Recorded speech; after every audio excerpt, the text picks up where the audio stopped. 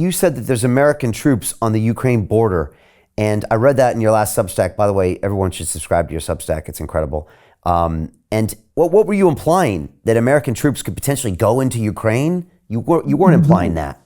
No, I was telling people that we've had, there are two, the Army's got troubles, but it's got two really high-level competent divisions.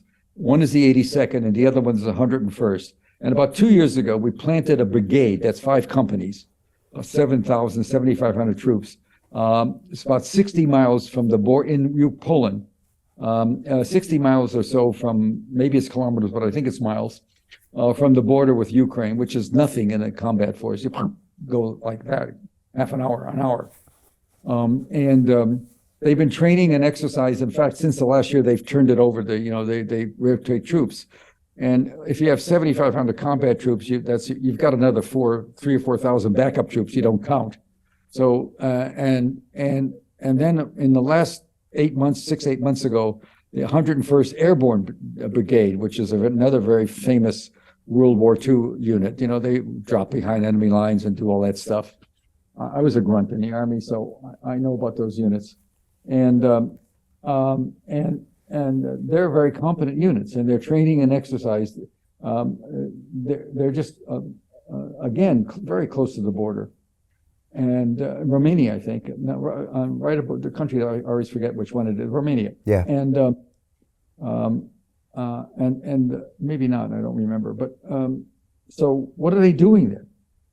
That's why I just asked that question, because ostensibly, you could say if NATO has to go in, if NATO, which is having a lot of problems in Western Europe with the fact that they don't have the oil and gas they need, the natural gas from the pipeline is gone. There's a lot of brooding about that. That doesn't mean NATO is going to collapse, but would that be a NATO, with those two units, 20,000 troops altogether, maybe 15,000 combat? Would they go in as part of the NATO force? Is that what we want against Russia? And we've been training F-16 pilots. The F-16 is an old jet, and the Russians have so much more advanced anti-aircraft stuff. They would just knock them out of the sky in a minute, but still we've been training them. And we may start sending them in maybe from bases in Poland. We really want to escalate that way. And all I did was raise the question that nobody talks about these groups. I mean, they're public. They don't hide what they're doing. I read about them. I can get all the clips I want. I have a good researcher from the Army newspapers, the monthly newspapers and weekly newspapers. And so does Biden have an end game if it looks bad? What is the end game? It's going to be bad. Yeah. I don't think it can be anything but bad. Russia has not put any of its main force units in. A few have gone in. When they first invaded in February last year, they invaded with 120,000 troops. And I could never figure out what Putin was thinking. I still don't know. When the Wehrmacht, which was one of the great armies of World War II, pre-World War II, when the Wehrmacht went into Poland, 1.2 million. Wow. And Putin, if you don't read his speeches as translated, you're missing something, because he's really smart. You may disagree with him. He may have some illusions about the grandeur of Russia, which drove him to attack. I do think there's a lot of reason to think that he was willing to make a settlement.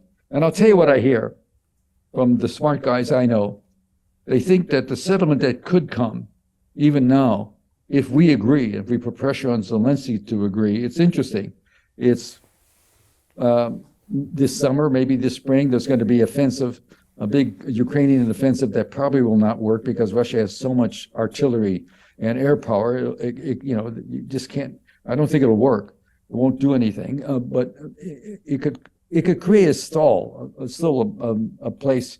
The Donbass region is built like bunkers and tunnels like you haven't seen since World War I.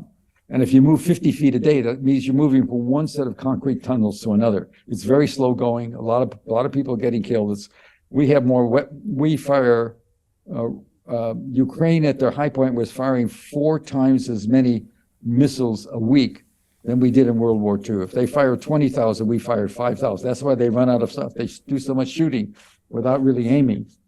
So the deal I hear that would work is ceasefire.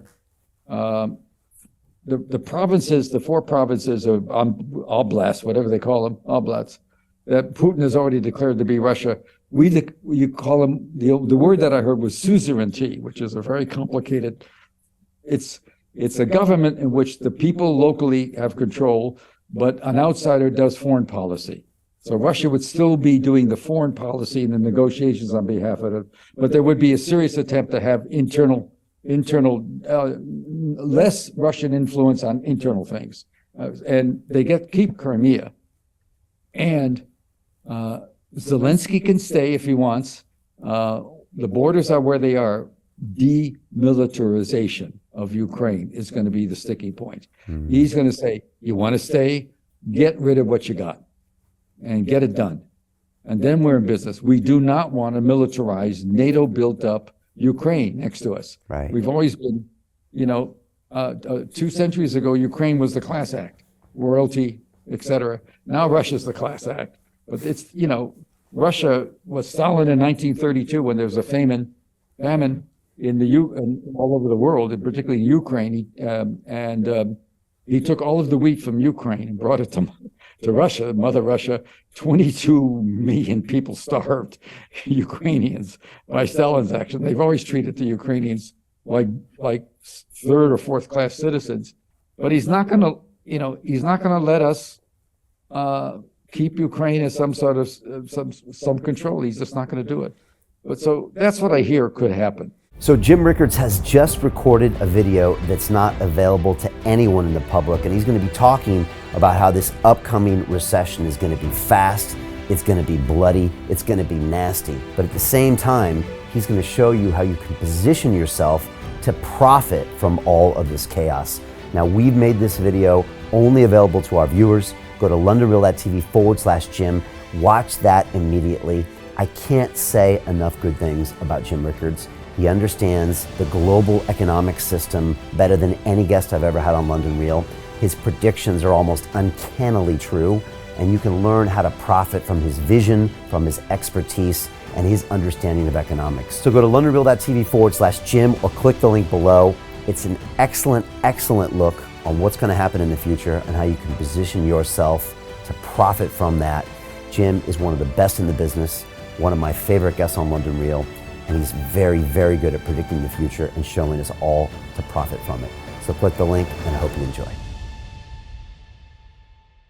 Hey, it's Brian Rose, founder of the DeFi Academy. I've told you my 4-week crypto bootcamp is amazing, but don't take my word for it. This is what my students are saying. The DeFi Academy was an amazing experience for me. It took me totally out of my comfort zone. In this course, I was challenged, I was held accountable, and pushed to do things that honestly weren't always easy. It's been phenomenal, and I can't believe we're already up on our 4 weeks. It has flown by. Going through this DeFi accelerator by far was one of the best courses I've taken. You do this course, you really get into the nitty-gritty of the activities that will make you comfortable with decentralized finance. Thank you so much to Brian and everyone at London Real and the DeFi Academy for even putting together an amazing course like this. Anybody else that wants to do it, please sign up. It is well worth the money.